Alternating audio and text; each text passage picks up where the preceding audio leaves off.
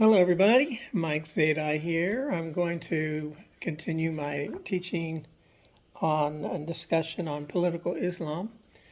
And this is teaching 3. If you haven't heard the first 2, I say please go back and listen to those. And I'm teaching out of Bill Warner. He's a PhD, and he does a course on political Islam, and you can order it online and delve more into it.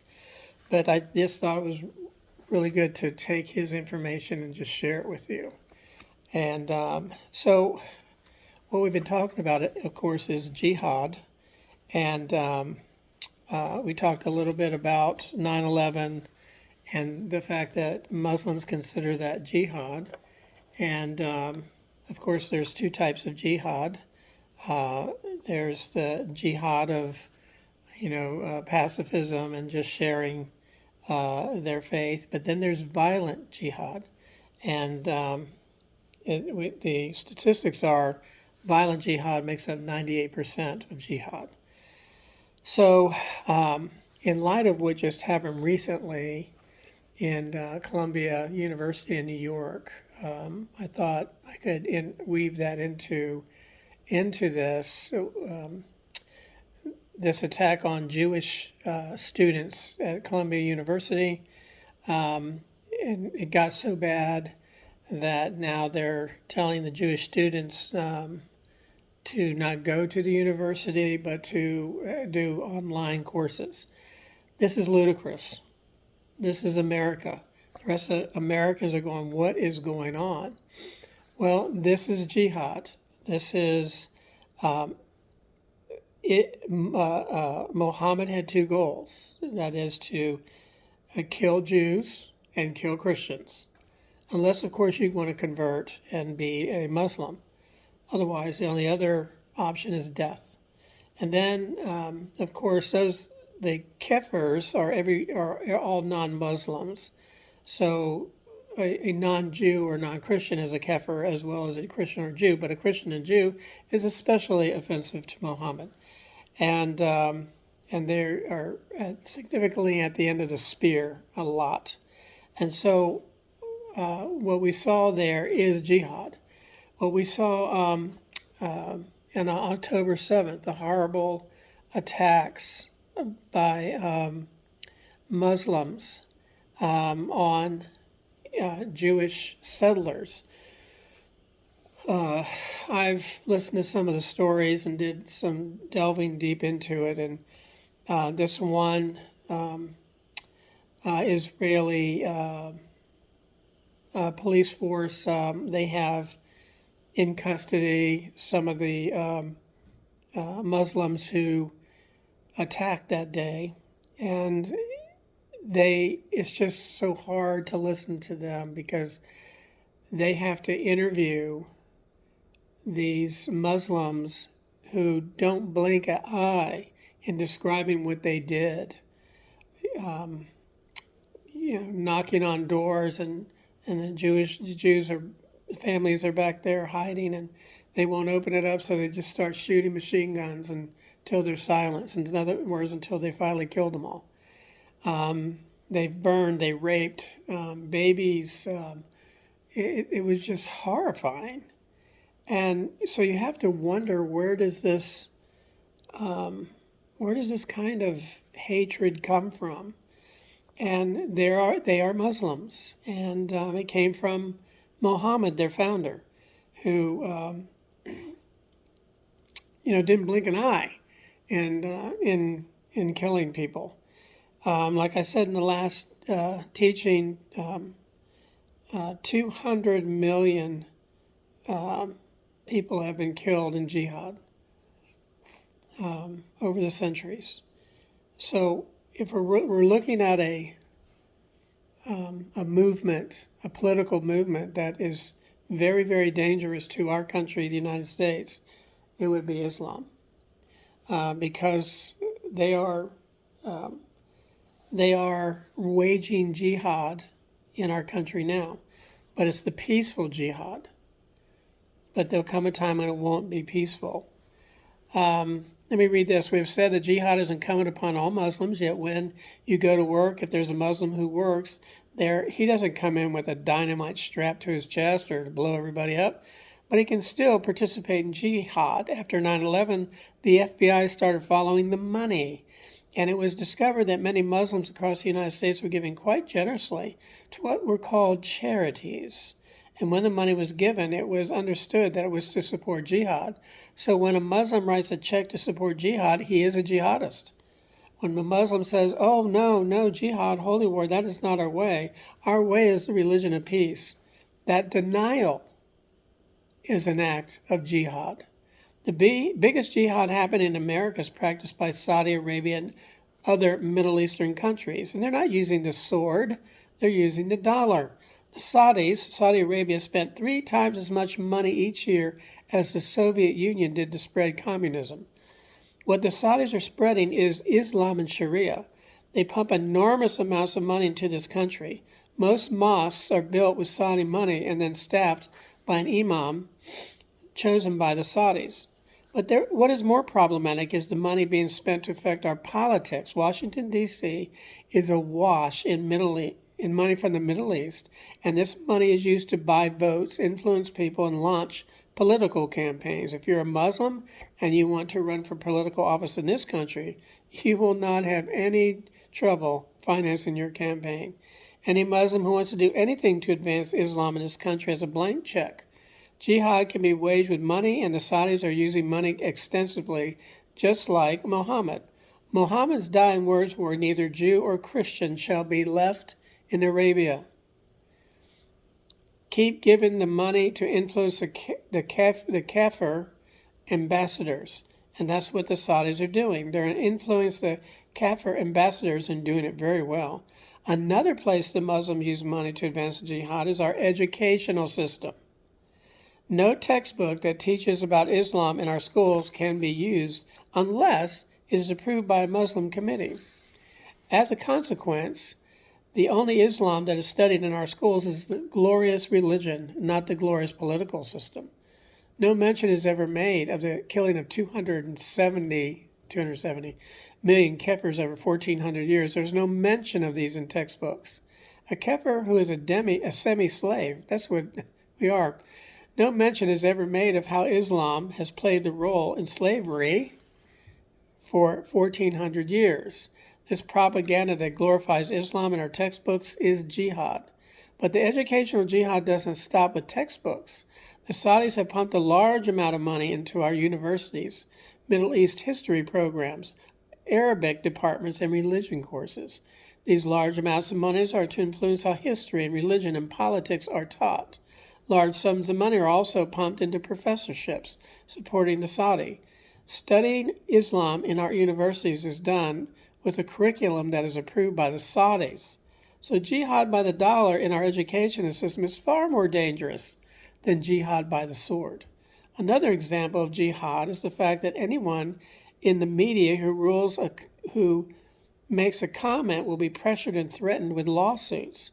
Muslims are using our own civil rights laws with great effect to intimidate and make sure that no one says anything about Islam that Muslims don't like. Because you see, freedom of speech is not in the Sunnah, the way of Muhammad. In the end, it is not the jihad of violence that is so important in our culture. What is important if we do not have any understanding of what is happening? We don't understand that when money is used to influence our politicians, the media, and schools, this is jihad. So it is not that Islam is so strong, but we know so little, and that makes us very, very weak. Jihad is Islam's strongest political concept. It can be done with the sword, the pen, the mouth, and with money. Muhammad's life furnishes Islam with a perfect example of both tactics and strategies for jihad. The attack on the World Trade Center is a textbook case of jihad, but the most powerful jihad is the Islamification of our culture. I hope these words are sinking in. I'm going to be looking into our public school system and I'm going to get a hold of some history books, and I'm going to delve into them to see exactly how the books are representing Islam. Are they telling the whole story? They certainly told the whole story about Hitler. They tell the whole story about Stalin. They tell the whole story about the Civil War. They tell the whole story about the Revolutionary War, World War I, II, Vietnam War. Why not tell the whole story about this? So I'm going to be looking into that. This is very interesting. Islam is built on a Jewish foundation. Muhammad used the Jews as the basis for being a prophet. The Jews then became an example of what happens to anyone who resists political Islam. They were assassinated, robbed, executed, raped, enslaved, kidnapped, because the first semi-slaves, and the Jews became the first semi-slaves and exiled. All of modern Jewish hatred by Muslims was formed by Muhammad. The Jews are very important in the formation of Islam. It could be said that if there were no Jews, there would be no Islam. The reason for this can be found in the Quran. When Muhammad had his first vision, which no one else saw, and he heard voices, he saw the voice of the angel Gabriel. This is important because Gabriel is in a Jewish tradition. From the beginning, Muhammad said that his authenticity rested on the fact that he had the same basis as the prophets in the Old Testament. There were no Jews in Mecca when he started telling his story of Noah and Adam and Moses. The characters were the same, but the stories were different. For instance, in the Jewish scripture, the story of Moses and the Pharaoh is about the release of the Jewish slaves. In the Quran, the story of Moses and the Pharaoh is more about the fact that Pharaoh would not admit that Moses was a prophet. So the Egyptians were destroyed. Boy, that's a good story change, isn't it? In the story of Noah, the same is true. The reason that Allah destroyed the earth with water was because men would not believe that he was a prophet of Allah. On and on the stories go. All of them changed to advance the Quran's central argument. Everyone had to listen and do exactly as the prophet of Allah said. I meant to say of Allah. The message of the Quran is the entire world is divided into those who believe Muhammad and those who don't. If there had been Jews in Mecca, they would have said, wait a minute, that's not the way the story really happened here. The Quran says that the stories in the Old Testament have been corrupted. Adam, Noah, Moses, David, and Solomon all prophesied that there one day would come the final messenger of Allah, and that would be Muhammad. But the Jews had destroyed all those prophecies. The real Jewish scriptures are found in the Quran, according to the Quran. I don't have a word for this.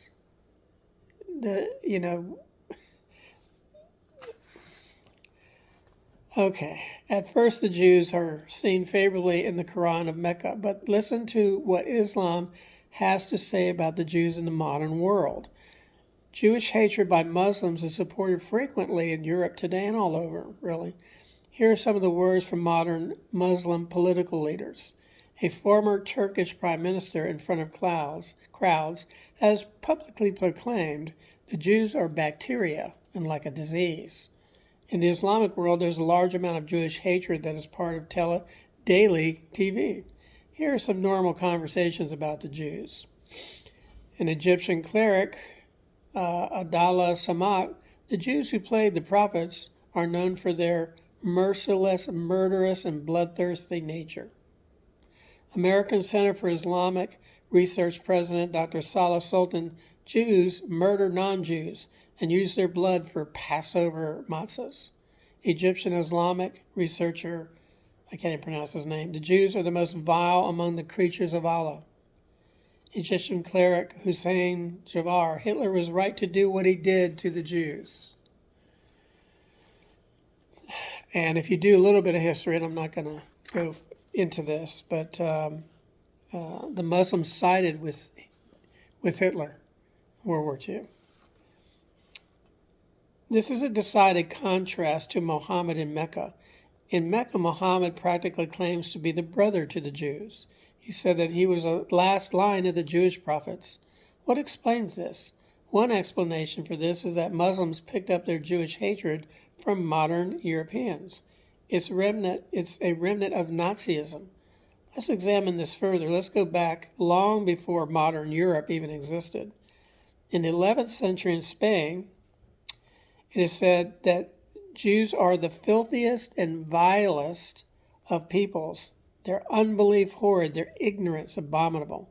In Turkey in 1836, it is impossible to express the contemptuous hatred in which the Turks hold for the Jewish people.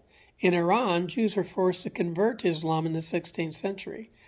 They were drawn from their quarters on Friday evening into the hills around the city, and after torture, 350 Jews are said to have been forced to convert to Islam. Their synagogues were closed, and the Jews were led to the mosque, where they had to proclaim publicly the confession of faith, after which a mullah instructed the newly converted Muslims in the Quran and practice. These newly converted Muslims had to break with their Jewish past to allow their daughters to be married to Muslims. In medieval Iran, a Jew was forbidden to go into the rain, since the water might fall off him onto the ground, and a Muslim might step in it and become contaminated. When it rained, Jews were not allowed in the marketplace. Okay, so I'm going to stop there, and we're going to continue our teaching on political Islam. And I hope that you continue to listen to these teachings and do your own study and research. And I hope you share this with other people that they will listen to these lessons as well. Okay, blessings.